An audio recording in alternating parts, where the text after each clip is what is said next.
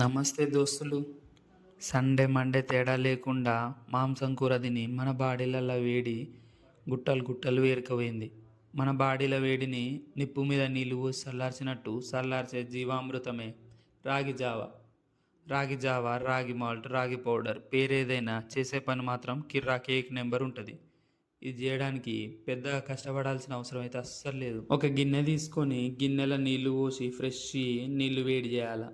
నీళ్ళు వేడయ్యేలోపు దాంట్లో కొద్దిగా అంత ఉప్పు పోసి మళ్ళీ పక్కన ఒక గ్లాస్ తీసుకొని గ్లాస్లో 4-5 స్పూన్ల రాగి జావ వేసుకొని దాంట్లో నీళ్ళల్లో మంచిగా కలుపుకొని వేడి వేడిగా మరిగే నీళ్ళల్లో రాగి జావ పోసుకోవాలి.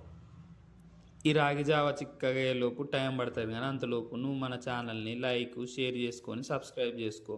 రాగి జావ మంచిగా చిక్కగా కాగానే దాన్ని ఒక గ్లాస్లోకి తీసుకొని ముందే మెత్తగా కట్ చేసి పెట్టుకున్న కొత్తిమీర పుదీనా రెమ్మలు పైన వేసి వాటి మీదంగా గుండ్రంగా కట్ చేసుకున్న పచ్చిమిర్చి వేసుకొని మళ్ళీ అట్లనే బుడ్డ బుడ్డగా కట్ చేసుకున్న ఉల్లిగడ్డలు వేసుకొని తిప్పి మంచిగా మిక్స్ చేసుకొని తాగితే ఏక్ నెంబర్ ఉంటుంది.